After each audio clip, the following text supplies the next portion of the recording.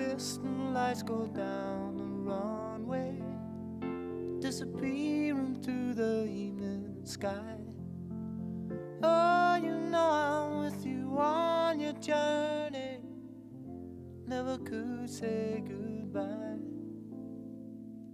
And you awaken in another country, greet the morning under foreign skies, leaving me to face another Monday. It's not easy to get by. It's not the place you're going to, it's just the phase you're going through. No, I won't stop you, I don't want you to break away. Fly across your ocean, break away. Time has come for you, break away. Fly across your ocean, break away. Time has come.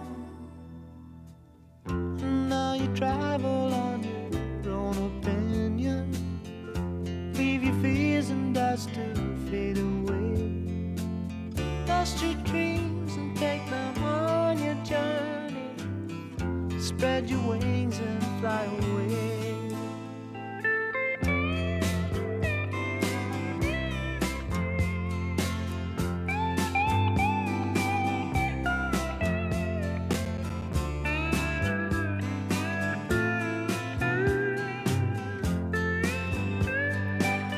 It's not the sun you're trying to find,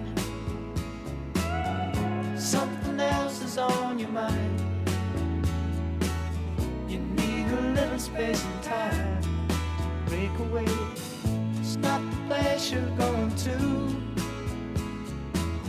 it's just the phase you're going through.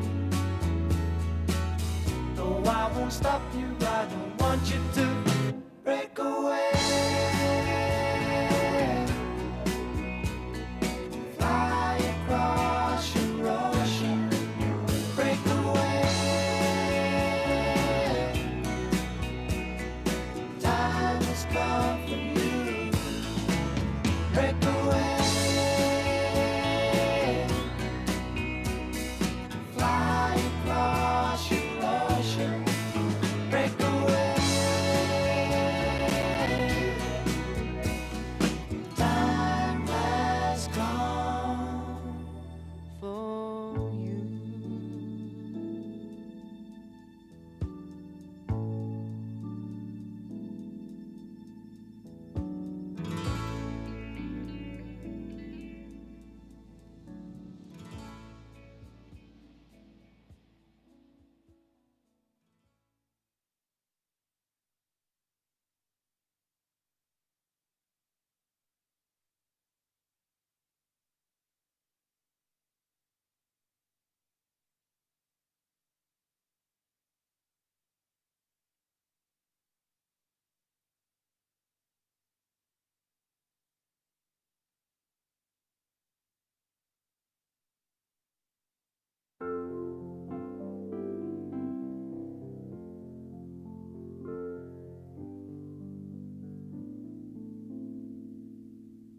I watch the distant lights go down the runway, disappearing through the evening sky. Oh, you know I'm with you on your journey, never could say goodbye. And you awaken in another country, greet the morning under foreign skies, leaving me to face another Monday. It's not easy to get by. It's not the place you're going to, it's just the phase you're going through. No, I won't stop you, I don't want you to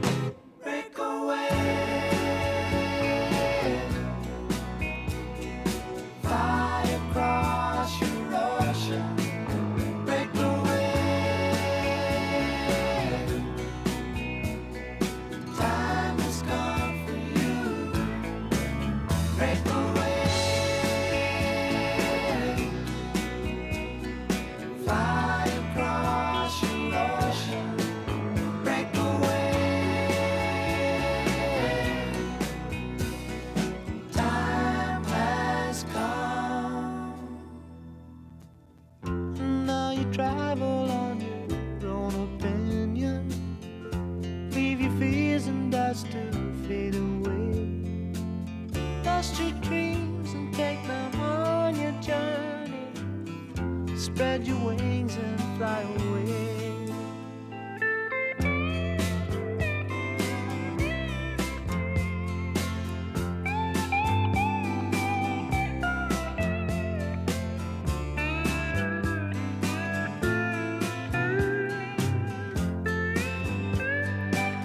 It's not the sun you're trying to find.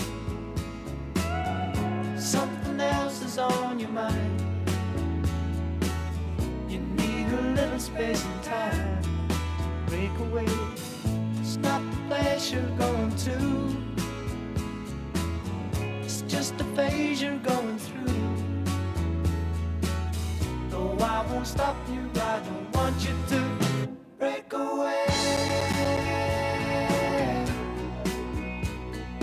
Fly across your ocean.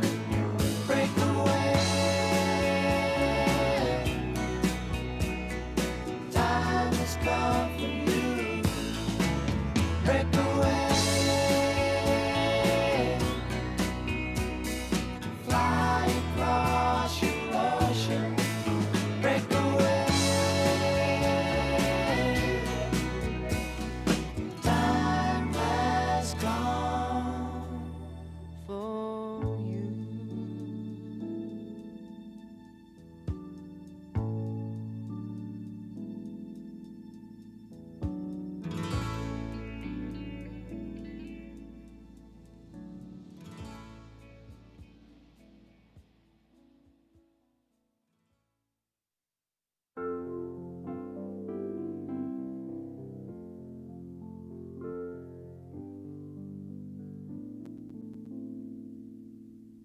I watch the distant lights go down the runway, disappear into the evening sky. Oh, you know I'm with you on your journey. Never could say goodbye. And you awaken in another country, greet the morning under foreign skies, leaving me to face another Monday. It's not easy to get by. It's not the place you're going to. It's just the phase you're going through. Though I won't stop you, I don't want you to break away. Fly across your ocean. Break away. Time has come for you. Break away. Fly across your ocean. Break away. Time has come. Now you travel on your own opinion. Leave your fears and dust to fade away. Dust your dreams and take them on your journey. Spread your wings and fly away.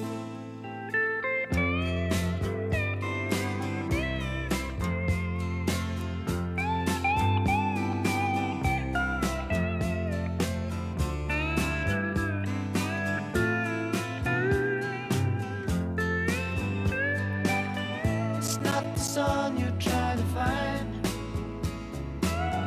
Something else is on your mind. You need a little space and time. Break away. It's not the place you're going to.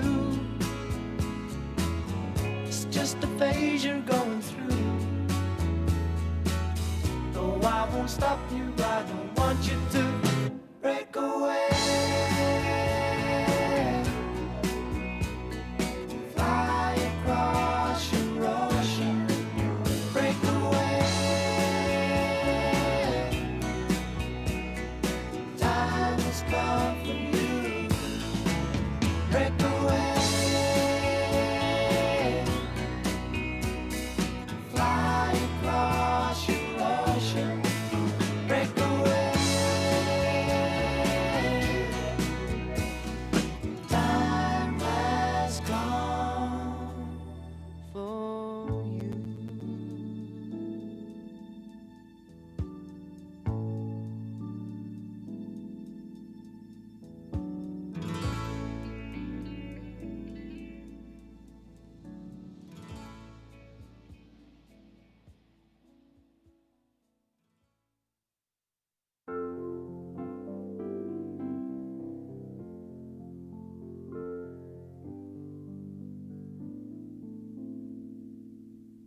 I watch the distant lights go down the runway, disappearing through the evening sky.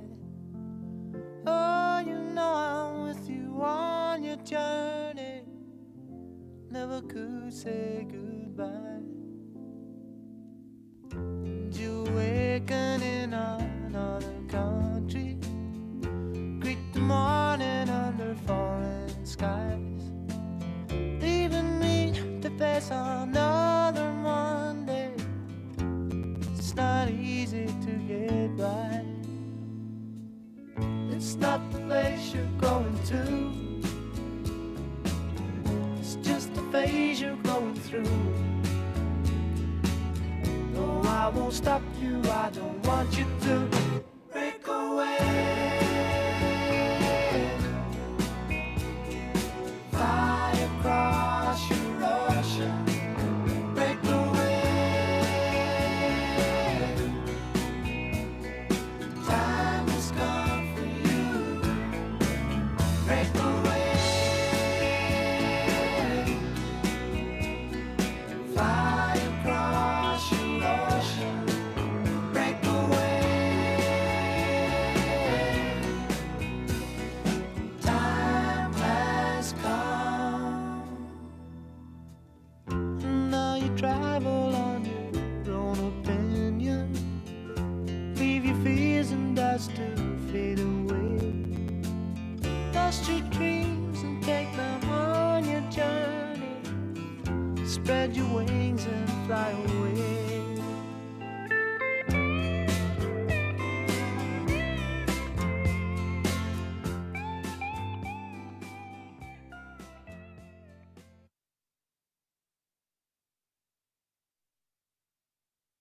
Warm welcome to you all.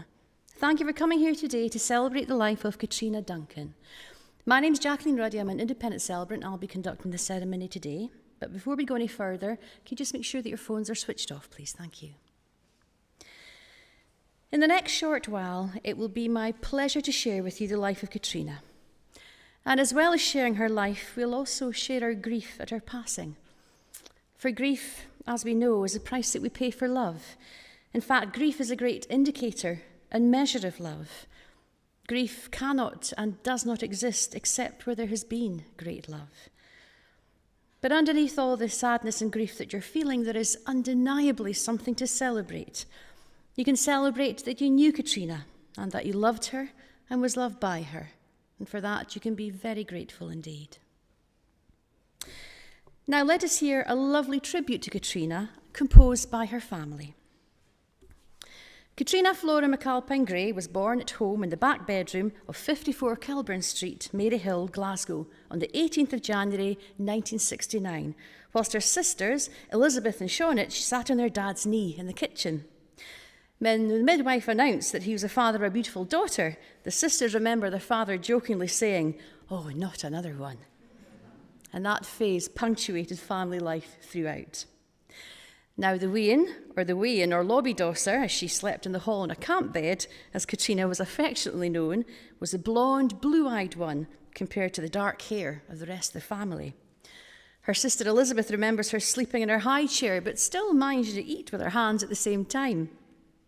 As the youngest, she was always the one who took her parents to task, especially around the copious amounts of turnip that they had at mealtimes, most mealtimes in fact, as they had half a hundredweight to get through. Now, Catriona's childhood years revolved around Belhaven Nursery, Shakespeare Primary and North Kelvinside Secondary School. Whether playing in the tenement backwards on the dykes or the Clouston Street pitches or the swing park, Catriona was always out and about, playing with her friends or playing hockey at the school. Saturday mornings were dancing mornings, where she and her sisters, along with a myriad of pals, would be transported to Jimmy Coleman's School of Latin American and Ballroom Dancing in the old but huge Grey Morris Oxford, which was known as the Tank locally. It was amazing how many wains could be crammed onto the red leather seats with no seat belts in those days. Saturday afternoons invariably meant a trip to Helensburgh to visit the aunts, the girls' grandfather's 5 sisters. After having to behave at the formal tea table on the way up the road, Elizabeth remembers holding Catriona as a baby in the back of their A35 van on old unsecured bus seats with not a seatbelt in sight, wrapped in a blanket that was crocheted by their mum. Now, the mum being a knitter, the three sisters were awful turned out in the same in their mum's latest creation, whether it was pink ponchos with blue fringes, Aran jumpers, or matching skirt and trouser suits, with the obligatory bow of ribbon in their long hair, of course. Holidays were the mainstay of the Gray family, whether it was in a caravan in West Loch Tarbert, Rothsay, or visiting family in Stranraer or Braintree. But the family's special place was in a croft in Staffin on Skye. Now, in those days, it was a major expedition to get there, leaving at 6:30 in the morning and arriving at tea time so that they could play on the stepping stones in the Kilmartin River, be decoys during a spot of salmon poaching with the locals, making sandcastles at the Staffin Bay slipway, or watching the rabbits in the headlights driving back from the Ferry Inn in Uig over the Kerrang. Catriona did well at secondary school, and this is where she met her lifelong pal, Karen Nimmo. They worked in a supermarket after school to support their fashion requirements for the dancing in Glasgow, and they enjoyed holidays in Southport. Her sister Elizabeth remembers the challenge of trying to keep Catriona and Karen on the straight and narrow at the weekends in Glasgow, as their parents then spent most weekends in Helensburgh. They had a joint 21st in Porters in Glasgow, which was a rare Glasgow night, and celebrated a 50th together not so long ago. They enjoyed a close, supportive friendship since meeting over 40 years ago. Karen, now living down south, considers Catriona as her social conscience and most certainly her North Star. Now, Catriona was always a very clever and capable pupil at school, but further study wasn't for her in her teens. She wanted independence, and she went into banking when she left school. She started at the Bank of Scotland and Clydebank, moving on to the TSB and then Scottish Widows. Now, Catriona met Neil in 1992. And from their base in Rosyth, they spent most of their time cycling and walking around Scotland, as well as travelling with Neil on his many cycle races all over the country. They were both avid listeners to Radio 4th and entered numerous radio station competitions with some success, I might add. Highlights included a week's holiday in Tenerife, weekends in Paris and Amsterdam, and countless theatre and cinema ticket shows for shows in Edinburgh. One very memorable win was a weekend in Gleneagles with the use of a top-of-the-range Mercedes Tourer. They drove into a very plush Edinburgh showroom and with some embarrassment left a rather old Peugeot 205 in the forecourt and drove off with some flair towards Perthshire. Now, they were already making plans to move to Aberdeen and decided to make use of the car to tour the whole of Aberdeenshire before returning the car with rather more miles on the clock than the owners were expecting. And they had a good laugh about that, driving back across the bridge in the old Peugeot. Catriona and Neil had many happy years in Fife. Catriona would set off each morning on her bike to cycle to North Queensferry, then catch the train to Edinburgh for her job at Scottish Widows. Neil would then cycle in the opposite direction for his work in Dunfermline. Weekends were spent walking and cycling all over Scotland, Fife, the Borders, and the North East being particular favourites of theirs. They attended lots of gigs, many of which were courtesy of Radio 4th, as we heard. Particularly memorable ones include Marmalade, the Rubettes, Gallagher and Lyle, and Joe Brown, the Brothers. They sometimes got to meet the band members and often left with signed memorabilia, and on a number of occasions they cut it a bit fine and could be seen sprinting along Lothian Road trying to catch a last night bus to Dunfermline. Then in the early 1998, they moved to Aberdeenshire and rented a very small bothy at Jericho, not far from Huntly. Despite being advised not to travel by the owners due to heavy snow, they set off regardless and almost made it, eventually abandoning their car a mile away and walking through the 6-foot snowdrifts to reach the bothy. Catriona then worked her notice at Scottish Widows in Edinburgh to live in the bothy with Neil, whilst he looked for a more permanent home. Catriona's abiding bothy memory was the freezing cold, minuscule shower area, which she was very glad to see the back of when they bought their first house in Eitham Wells, just a few miles from Jericho, later that year.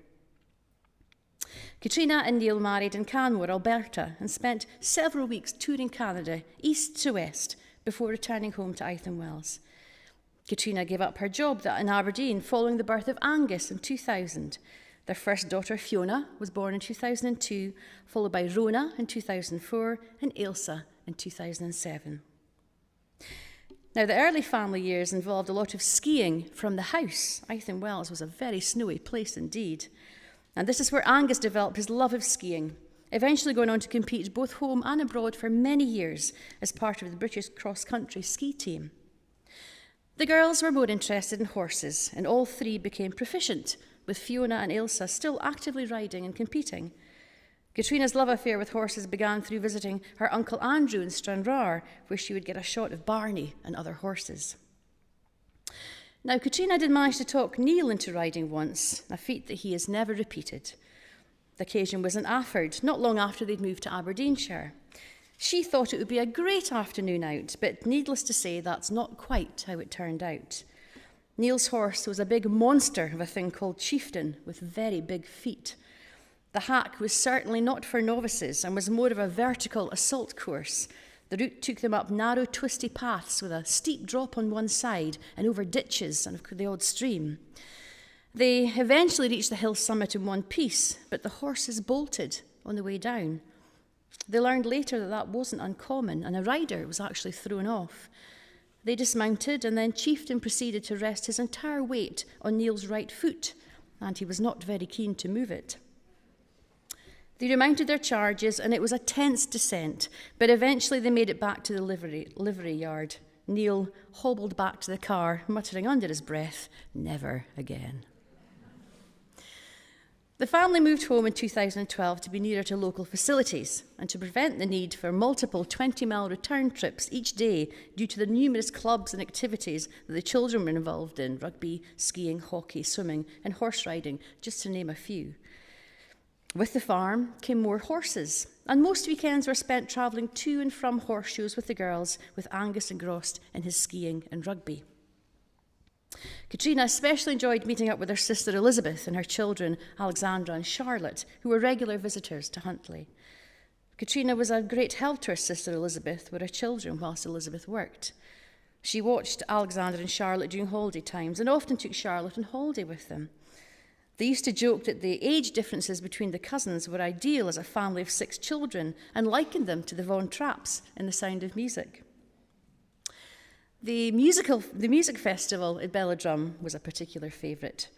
On one occasion, whilst travelling there, the girls needed an impromptu toilet stop, which was taken when parked in heavy traffic.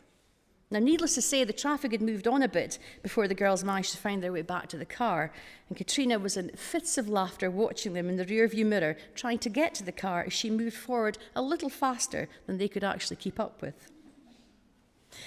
And this was also her first outing with the newly acquired caravan that got stuck in the mud, and they needed a tractor to pull it out, much to Catriona's embarrassment. Neil actually remembers the day well when the caravan that he knew nothing about arrived. He was travelling back from work and turned into a farm track just to see what looked like a white motorhome disappearing up the track and out of view. He just assumed that someone had taken a wrong turning and no doubt would start heading back down the track again. When Neil got to the farm, however, the motorhome was nowhere to be seen, so he parked his car and went looking for it around the various tracks and outbuildings. What he saw was not a lost motorhome, but Catriona's abandoned car, complete with caravan and no one to be seen, as they'd all scarpered out of view when they'd obviously spotted Neil's car in the rearview mirror. Neil initially refused to have anything to do with it and referred to it as the carbuncle, a term the family still use to this day. After the children had grown up a bit, Catriona decided to go back to work and worked in healthcare for a few years before completing her nursing degree at RGU in 2018, which she was very proud of. And no mean feat as a mature student bringing up 4 children. Neil often teased her that she must have been the oldest student in Scotland. She worked for Marie Curie as a palliative care nurse, whilst also working as a practice nurse in Macduff, and more recently with the NHS Grampian vaccination team in Inverurie. Catriona was a kind, thoughtful and caring person, and she made friends with everyone. She was very well liked and respected and took great satisfaction in the often difficult and demanding roles that she excelled in. She would often come home after a long night shift working for Marie Curie with thank you cards and messages of appreciation from grieving families that she'd cared for. One kind tribute from one of her colleagues called her the epitome of nursing. If Catriona had a fault, it was that she worked too hard, often juggling night shift and day shift duties, sometimes with insufficient rest. She knew that too and had actually started to take steps to reduce her hours. She enjoyed pottering about in her garden, walking and supporting good causes. She was obsessed with her Apple Watch and recording her steps and daily miles. Closing her exercise circles each day was an obsessive routine, much to Neil's utter bewilderment.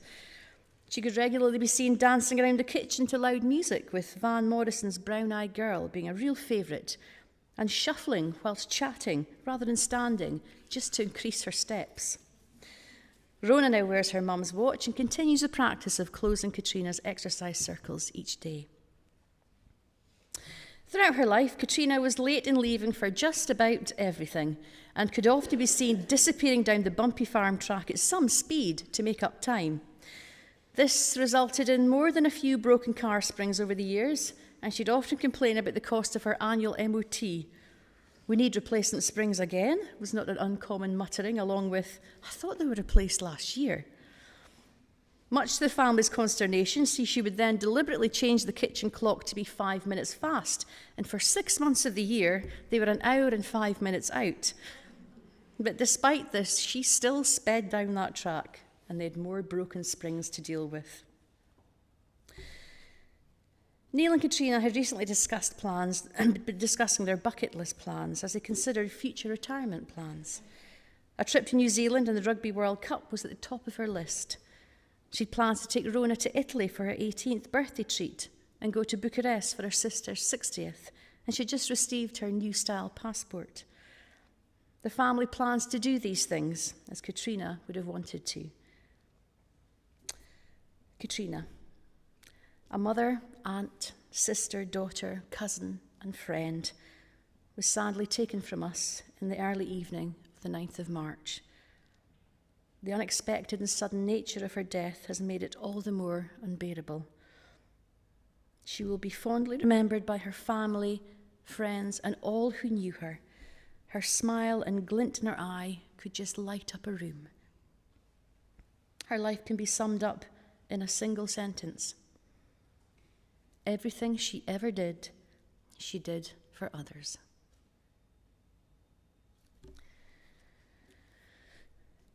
In a few moments, we shall hear a lovely song called For a Dancer by Jackson Browne, a song that takes Catriona back to her early teenage years with her best friend, Karen Nimmo.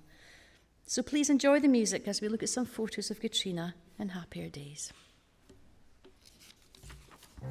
Keep a fire burning in your eye.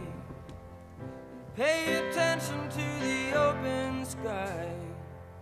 You never know what will be coming down.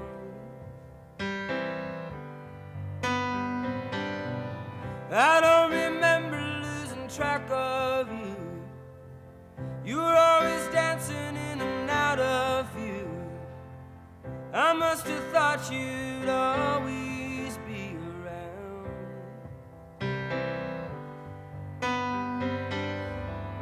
Always keeping things real by playing the clown. Now you're nowhere to be found.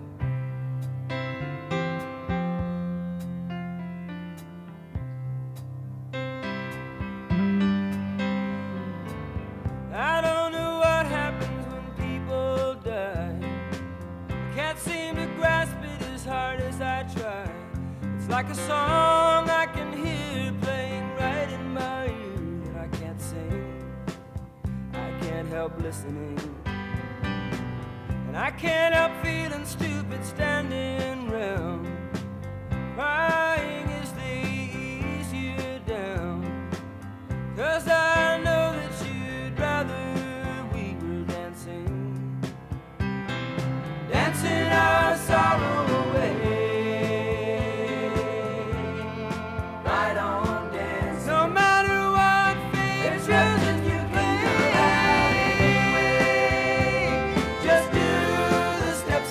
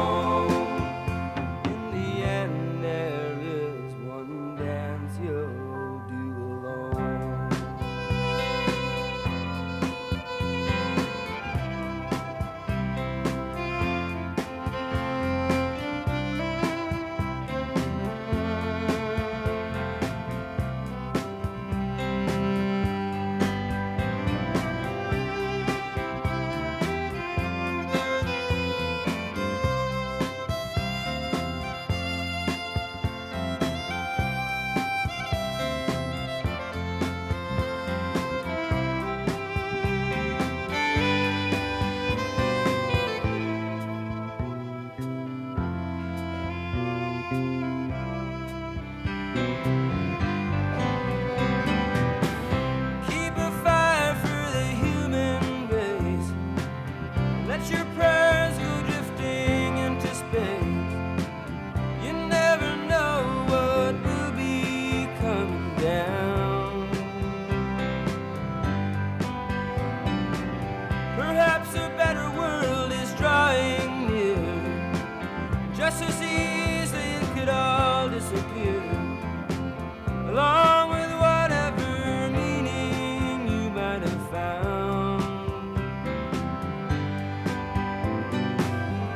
Don't let the uncertainty turn you around. The world keeps turning around. Go on and make a joyful sound into a dancer you have grown from a seed somebody else has thrown.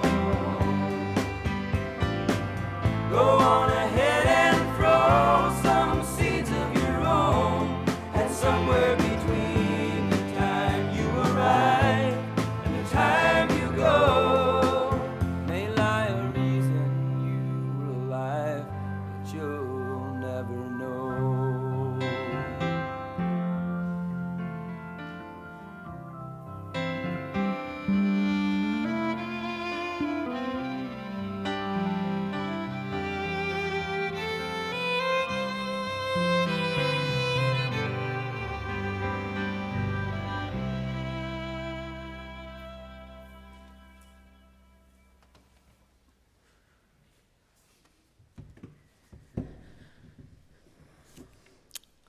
Friends and family, it's now time to bid Catriona a sad but very fond farewell. Please be upstanding if you can. Thank you.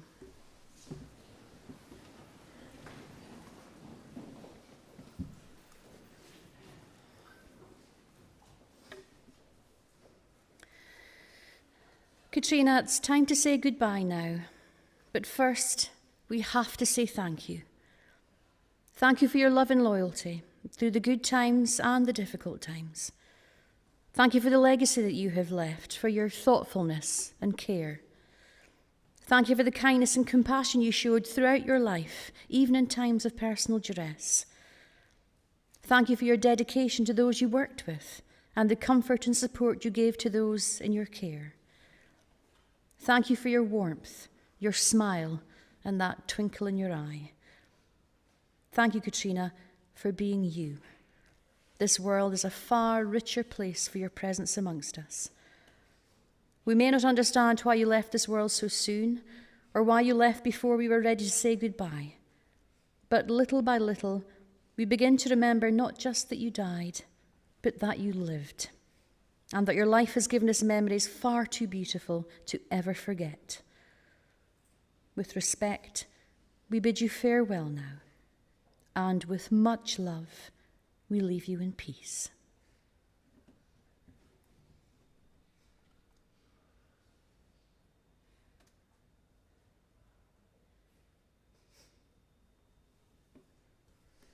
Please be seated. Thank you.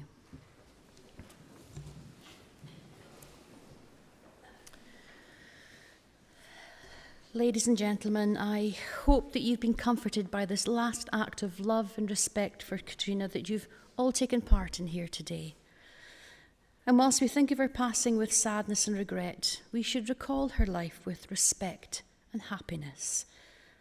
So let us remember Catriona with love and admiration, and of course, let yourself grieve and miss her.